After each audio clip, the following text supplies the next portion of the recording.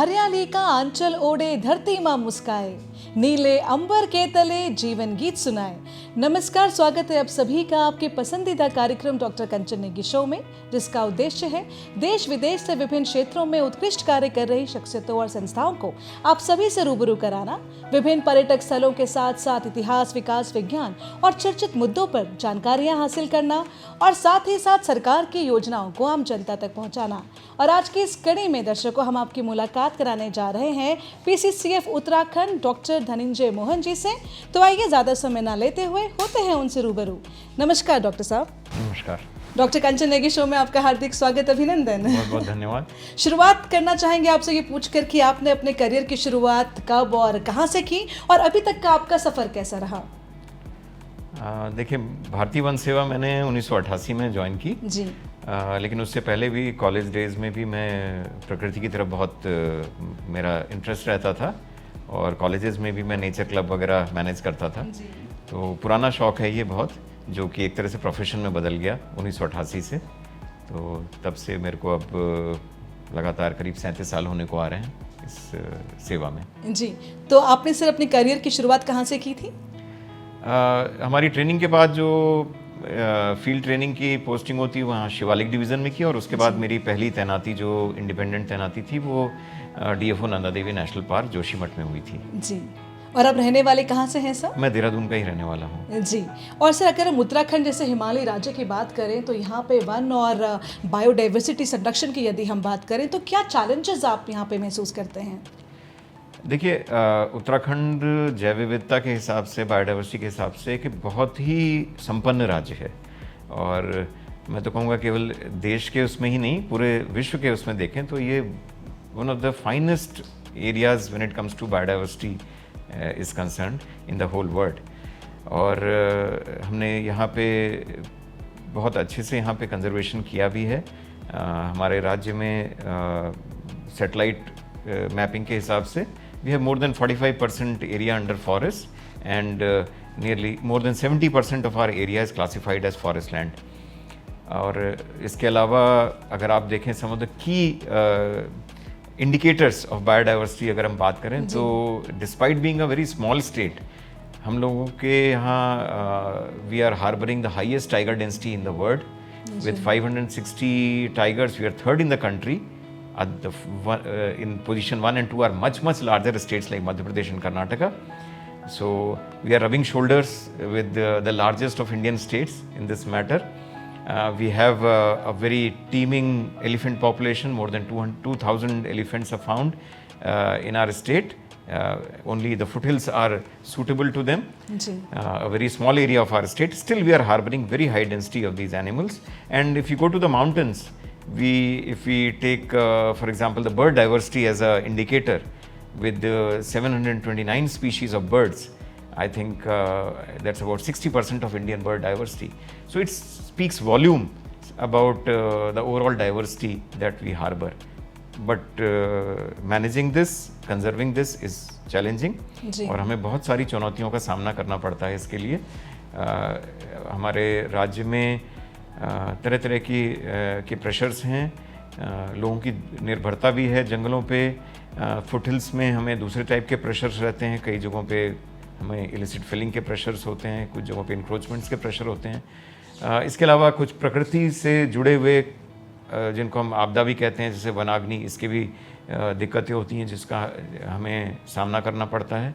तो बहुत से चैलेंजेस हैं और एक कंजर्वेशन का मैं एक फ्लिप साइड कहूँगा कि some of the animals, wild animals, जिनकी संख्या बढ़ने से भी कुछ समस्याएं बढ़ी हैं मानव वन्य जीव संघर्ष की।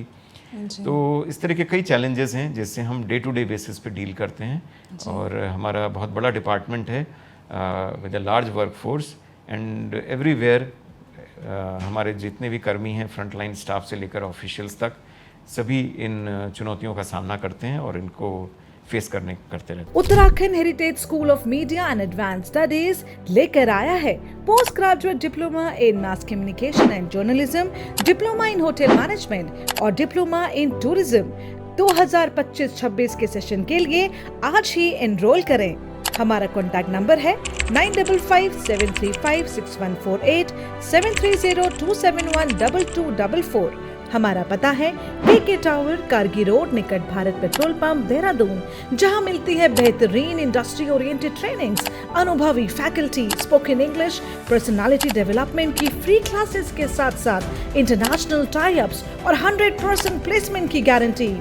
देरी ना करें, अभी कॉल करें 9557356148 पर। Uttarakhand heritage school of media and advance studies, जहां सपने नहीं प्रोफेशनल्स तैयार किए जाते हैं।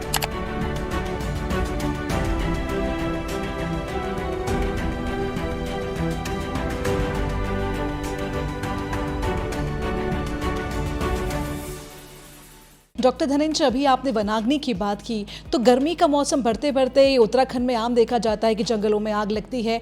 तो क्या वो रणनीति है जो कि आप बनाते हुए चलते हैं कि वनाग्नि कम से कम हो या बिल्कुल ही ना हो?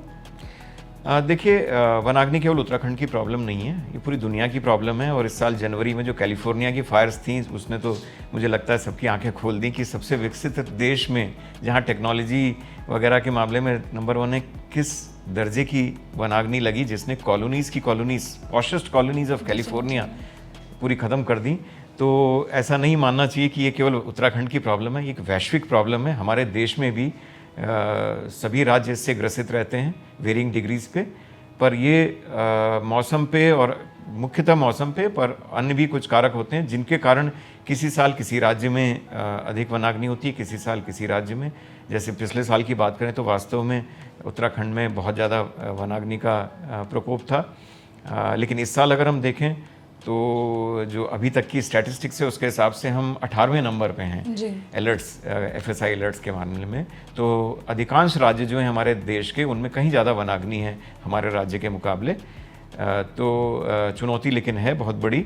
हमारी मेनली मैं कहूँगा संक्षेप में कि 2 pronged स्ट्रेटजी रहती है कि आग कम से कम लगे, और अगर लगती है तो हम उसका कंट्रोल जल्द से जल्द करें। ये 2 हमारी स्ट्रेटजी रहती हैं, और दोनों का अप्रोच अलग है। आग कम से कम लगने में निसंदेह कैरेट एंड स्टिक मैं कहूँगा एक तरह से, जहाँ पे मिसक्रिएंट्स द्वारा आग लगाई जाती है, हमारी पूरी कोशिश रहती है कि हम ऐसे मिसक्रिएंट्स को पकड़ें, उनके खिलाफ कानूनी कार्रवाई करें।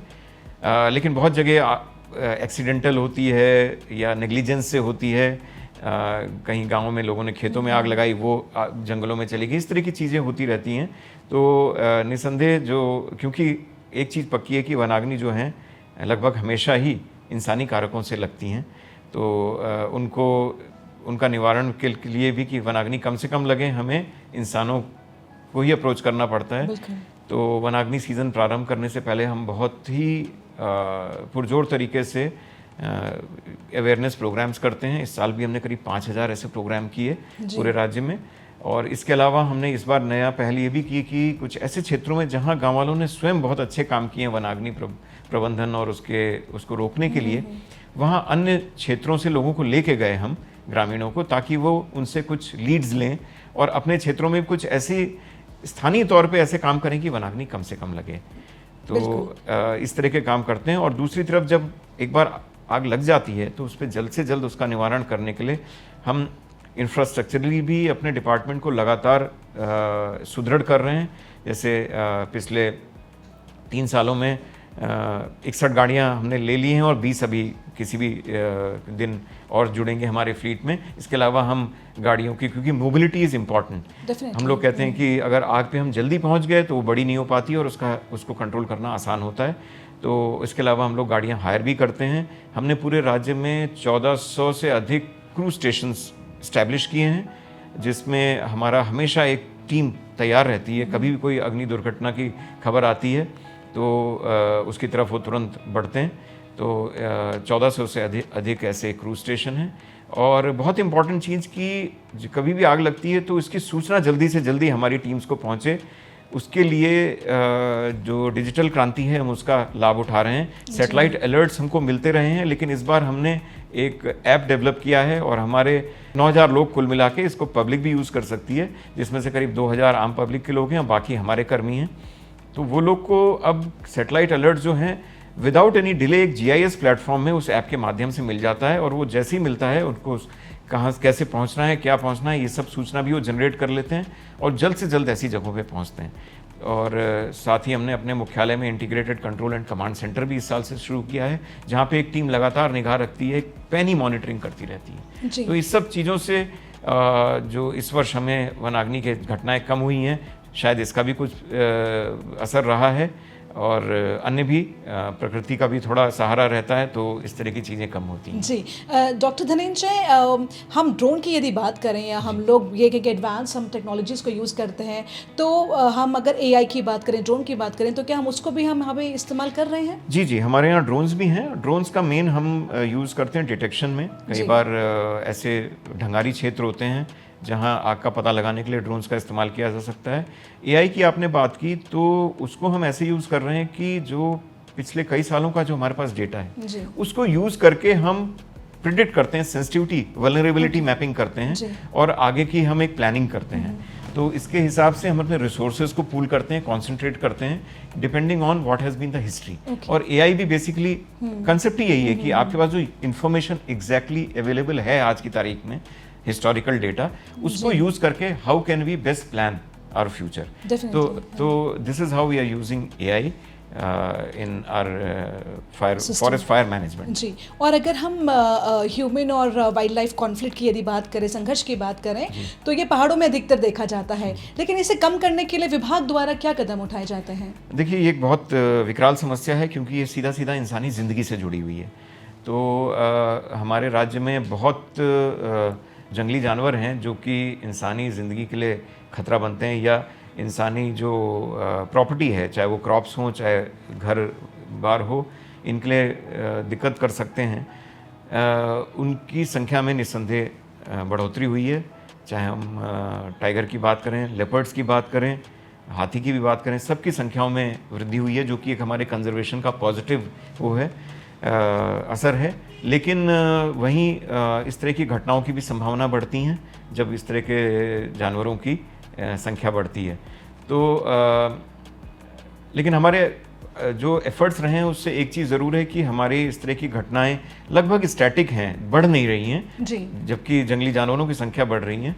और दूसरी चीज़ मैं कहना चाहूँगा कि हमने बहुत सारे स्टेप्स ऐसे लिए हैं जिसके वजह से हम इसको एफिशिएंटली डील कर पा रहे हैं। और उसमें बहुत इंपॉर्टेंट चीज़ है कि जो हमारी रैपिड रिस्पांस टीम्स का हमने गठन किया है, लगभग सभी प्रभागों में हमारी रैपिड रिस्पांस टीम है। जब भी ऐसी कोई खबर आती है कि कहीं कोई इस तरह का जानवर घूम रहा है या किसी क्षेत्र में है या उसने कुछ नुकसान किया है, तो हमारी टीम्स तुरंत जाती हैं और ये हर तरह के इक्विपमेंट से लैस रहती हैं। इन्हें बेहतर से बेहतर प्रशिक्षण दिया गया है और कोशिश ये रहती कि इस तरह की समस्या को जल्दी से जल्दी हम डील करें और इंसानी ज़िंदगियों को बचा सकें और उनको जो नुकसान होता है। क्रॉप प्रोटेक्शन के लिए अलग स्ट्रेटजी रहती हैं, कई जगह पे हम वॉल्स लगा रहे हैं, फेंसिंग कर रहे हैं। तो इस तरह की स्ट्रेटजीज से हम लोग ये जो डैमेज है इसको मिनिमाइज़ करने का पूरा प्रयास करते रहते हैं। जी, और यदि हम विकास के नाम पर वन कटाई की बात करें या हम वन तस्करी की बात करें, तो इसको आप किस नज़र से देखते हैं?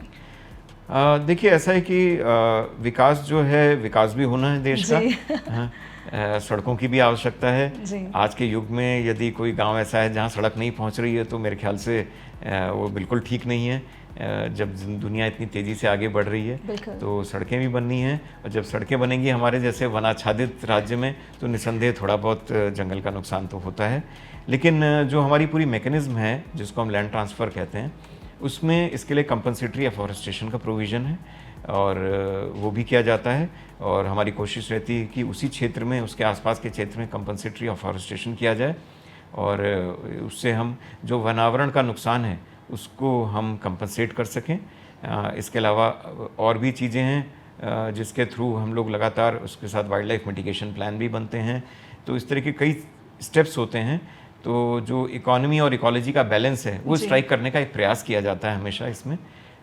और कोशिश यही रहती है कि प्रकृति को कम से कम नुकसान हो और जो नुकसान हो उसकी हम जहाँ तक संभव हो, यथासंभव हो, उसकी हम भरपाई कर सकें। और आपने बात की इलिसिट फिलिंग वगैरह की, ये समस्या हमारी मुख्यतः जो है तलहटी वाले क्षेत्र हैं, तराई वाले क्षेत्र, वहाँ पे ये थोड़ी समस्या है क्योंकि वहाँ कुछ कमर्शियली इंपॉर्टेंट स्पीशीज़ जैसे टीक, उसके पुराने प्लांटेशंस हैं। तो कुछ लोग रहते हैं जो कि कोशिश में रहते हैं कि इस तरह की चीज़ों को हम जंगल से चुरा लें। जंगल एक खुला रिसोर्स है, लेकिन हमारी पूरी कोशिश रहती है, ऐसी जगहों पे हमने सचल दल बना रखे हैं और हमारे जो स्टाफ है उनको भी हमने हथियारों से भी लैस किया है, क्योंकि कई बार ऐसे लोग जो हैं ये खुद भी हथियारों से लैस रहते हैं। और इसमें हम पुलिस की भी बहुत मदद लेते हैं और हमारा पुलिस विभाग भी लगातार सहयोग करता रहता है। हमें ये विशेष तौर पे जब मैं कह रहा हूँ कुमाऊँ के क्षेत्र जो हैं वहाँ पे ये समस्या रहती है, थोड़ी बहुत हरिद्वार, देहरादून इन क्षेत्रों में भी रहती है, लेकिन हम लगातार कोशिश में रहते हैं कि ऐसे जो भी वन तस्कर हैं, इलिसिट फेलर्स हैं, उनके खिलाफ कड़ी से कड़ी कार्रवाई। हम सभी जानते हैं कि आज के टाइम में इंग्लिश स्पीकिंग कितना ज़्यादा इम्पोर्टेंट है, तो क्या आप भी इंग्लिश सीखना चाहते हैं, फर्राटेदार इंग्लिश बोलना चाहते हैं, अच्छे अच्छे अंग्रेजी के मुहावरों के साथ साथ आम बोलचाल में भी अंग्रेजी का प्रयोग करना चाहते हैं, अपने कॉन्फिडेंस और व्यक्तित्व यानी पर्सनालिटी का विकास करना चाहते हैं, या अपने अंग्रेजी लेखन को और बेहतर बनाना चाहते हैं, या फिर प्रोफेशनल कम्युनिकेशन स्किल्स सीखना चाहते हैं, आप स्कूल, कॉलेज या कॉम्पिटिटिव एग्जामिनेशंस के लिए इंटरव्यू स्किल्स और ग्रुप डिस्कशंस में पारंगत होना चाहते हैं, तो चाहे आप विद्यार्थी हैं, वर्किंग प्रोफेशनल या house maker, we are here to make your communication skills way better. Summer batch के लिए संपर्क करें doctor Kanchan Negi, founder a brilliant English international institute, Dehradun. Doctor Dhananjay, हम क्लाइमेट चेंज की यदि बात करें तो क्लाइमेट चेंज का वन नीति और वन प्रबंधन पर आपके अनुसार क्या प्रभाव पड़ रहा है?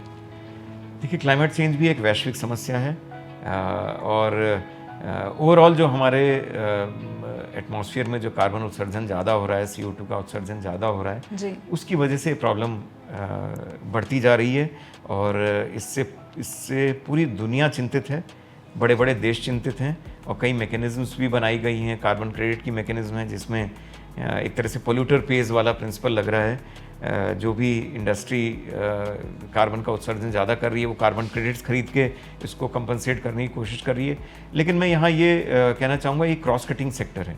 सभी विभागों को और मैं कहूँगा सभी आम जनमानस को ये सोचना है कि हम अपनी रिसोर्स कंजम्पशन पैटर्न को कैसे मिनिमाइज़ कर सकें, क्योंकि इवेंचुअली जो भी है, चाहे इंडस्ट्रियलाइजेशन वगैरह है, वो हमारे रिसोर्स कंजम्पशन पैटर्न से जुड़ा हुआ है। हर कोई मॉडर्न होने की जो होड़ है उसमें इतनी तेज़ी से भाग रहा है कि वो इन चीज़ों को भूल जा रहा है कि उसकी इस लालसा से हमारे पर्यावरण पे क्या नुकसान पड़ रहा है। तो बल्कि मैं उल्लेख करना चाहूँगा जो हमारे माननीय प्रधानमंत्री जी ने जो मेरी लाइफ मिशन शुरू किया था, तो वो एक 2023 में वो एक बड़ा सटीक वो है इसके लिए, जहाँ पे हर आदमी कोशिश ये करता है कि मैं कैसे अपना रिसोर्स कंजम्पशन पैटर्न कम करूं, कैसे अपने रोज़मर्रा की ज़िंदगी में ऐसे स्टेप्स लूं कि उसका जो प्रकृति है उसके चारों तरफ उस पर कम से कम दबाव हो। बिल्कुल। कहना आसान है, करना मुश्किल है, लेकिन हमें कमर कसनी पड़ेगी, क्योंकि ये एक ऐसी समस्या है जो हमको हर तरह से परेशान कर रही है और करती जाएगी अगर हमने इसको रोका नहीं। जी डॉक्टर धनंजय, एक तरफ हम वन गुज्जर की बात करते हैं और एक तरफ वन पंचायत की बात करते हैं, तो इनकी क्या अहम भूमिका आपको महसूस होती है?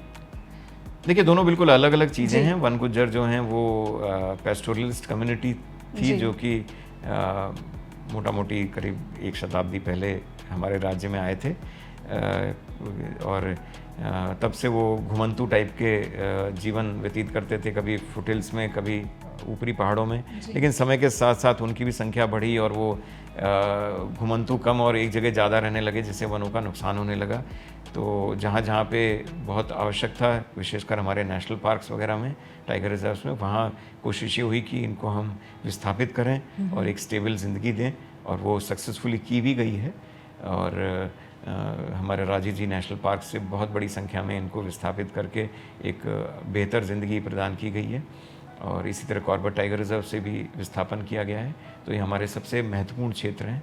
और आपने वन पंचायत की बात की, वन पंचायत एक बहुत ही यूनिक इंस्टीट्यूशन है हमारे देश का, जो कि उत्तराखंड के लिए स्पेसिफिक है जी। और उत्तराखंड में काफ़ी इसकी बात होती है, पूरे देश में इसकी बात होती है, क्योंकि ये एक बड़ा यूनिक सिस्टम था जो कि अंग्रेज़ों के ज़माने में करीब एक शताब्दी पहले शुरू हुआ था, 1930 के आसपास। तो वहाँ पे और आइडिया ये था कि एक छोटा सा वन क्षेत्र हो गाँव के समीप, जिसको लोग अपनी स्थानीय ज़रूरतों के लिए प्रयोग करें और उसका स्वयं प्रबंधन करें। तो ये इस तरह के क्षेत्र चयनित किए गए थे और आज की तारीख में 11,200 से अधिक हमारे यहाँ वन पंचायतें हैं राज्य में, विभिन्न विभिन्न साइज़ों की। और इसको एक नियमावली है जिसके माध्यम से ये प्रबंधन होता है। इसका एक समिति होती है जो कि मुख्यतः गांव वालों की होती है, वो मुख्य भूमिका अदा करता है इसके प्रबंधन में। तो लेकिन बदलते हुए समय के साथ यहाँ भी कुछ चेंजेस हुए हैं, और वो एक चेंज मुख्यतः ये हुई कि लोगों की जो निर्भरता थी जंगल पे, वो जैसे जैसे हमारी लाइफस्टाइल मॉडर्न होती जा रही है वो कम हो रही है, और उसके कारण जो पुराना स्वरूप था वन पंचायतों का या वनों का इन जनरल मैं कहूँगा, जो वनों पर निर्भरता थी वो कम हो रही है। तो लेकिन वन पंचायतों को अब हम दूसरी दृष्टि से देख रहे हैं कि कैसे ये एम्प्लॉयमेंट जनरेशन में कंट्रीब्यूट कर सकती है, और एक बहुत महत्वाकांक्षी परियोजना भी अभी शुरू की गई है हमारी सरकार द्वारा। हर्बल प्रोजेक्ट हम इसको पॉपुलरली कहते हैं, बट आइडिया ये है कि वन पंचायत क्षेत्रों में जो हमारी स्थानीय नेटिव जड़ी बूटियाँ हैं उनका रोपण किया जाए, और जब इनमें जो भी फल फूल पैदा हों तो उसको हम उसका दोहन गांव वाले करें और अपनी आजीविका में उसको जोड़ें, और सरकार की तरफ से इसमें जो वैल्यू एडिशन के लिए जो इंफ्रास्ट्रक्चर होगा वो लगाया जाएगा। साथ ही में पॉपुलर करने के लिए मार्केट लिंकेजेस, वन जड़ी बूटी मेले वगैरह आयोजित किए जाएंगे। तो ये जस्ट प्रारंभ हो रही है योजना, 10 वर्षीय योजना है। तो मुझे बहुत उम्मीद है कि इससे हमारी वन पंचायतों से जो स्थानीय लोगों को आय होगी वो बढ़ेगी, और वन पंचायतों का एक दूसरा चेहरा उभर के आएगा। जी, और इसकी अगर हम टैगलाइन बनाएं तो ये अतिशयोक्ति नहीं होगी कि वन पंचायत जंगल से जन कल्याण तक कह सकती हैं। जी जी, डॉक्टर धनिन से पूछना चाहेंगे कि आपकी इतनी टाइम की सर्विस रही है, कोई ऐसा इंसिडेंट आपके करियर से जुड़ा जो कि आपको बहुत प्रेरणा जिससे मिलती है? बहुत सी चीज़ें थी जिससे हमें प्रेरणा मिलती आई है, लेकिन मैं एक दो चीज़ें कहना चाहूँगा। एक मैं कहना चाहूँगा मानव वन्यजीव संघर्ष से जुड़ी हुई बात कहना चाहूँगा मैं, क्योंकि इसमें क्योंकि ये सीधा इंसानी ज़िंदगी से जुड़ा हुआ है जी। और हमने करीब 10 साल पहले एक प्रयोग जैसा शुरू किया था कि जो जंगली जानवर है उसका व्यवहार हम नहीं बदल सकते हैं, वो जंगली जानवर है, लेकिन जो लोग रहते हैं स्थानीय लोग, अगर वो अपने व्यवहार को कुछ ऐसे बदलें कि इस तरह की घटनाएं कम हों, मिनिमाइज हो सकें, तो उस पर हमने काम किया। कुछ अन्य राज्यों से हमने प्रेरणा ली, महाराष्ट्र से विशेष तौर पे, जिन्होंने इस दिशा में बहुत अच्छा कार्य किया था, और हमने कुछ क्षेत्रों में अपने यहाँ ये कार्य शुरू किया और उसके बड़े अच्छे रिजल्ट्स हैं। टिहरी जिले में सबसे पहले हमने काम किया था, और 5 साल में वहाँ पे जो मानव वन्यजीव संघर्ष की घटनाएं थी वो लगभग 1/3 रह गई थी। तो एक बहुत बड़ा काम था, और मैं धन्यवाद देना चाहूँगा वहाँ के स्थानीय लोगों का, जो कि एक बिल्कुल एक अलग स्ट्रेटजी पे हमारे साथ जुड़े और उन्होंने इस पर आगे बढ़ के हिस्सा लिया। अभी पौड़ी में भी बहुत अच्छा काम हो रहा है इसी दिशा में, और हम लोग कोशिश ये कर रहे हैं कि हम लोग इसको और जगह भी बढ़ाएं। कई जगहों पे ये प्रयास किए जा रहे हैं। तो ये बड़ा प्रेरणादायक था कि कैसे लोगों को जोड़ के हम स्थानीय समस्याओं का निवारण कर सकते हैं। जी, और डॉक्टर धनंजय चलते चलते पूछना चाहेंगे कि पर्यावरण संरक्षण के प्रति आज का युवा भी संवेदनशील हो, ये कितना आपको लगता है कि कितना आवश्यक है, और किस प्रकार से हम जनता को और सभी समुदायों के लोगों को एक साथ पर्यावरण संरक्षण के लिए जोड़ सकते हैं? विभाग के माध्यम से क्या आप कुछ कर रहे हैं? क्या वो चीज़ एक्टिविटीज़ है जिसमें जनता भी सीधा इसमें प्रतिभाग कर सकती है? पूछना चाहेंगे।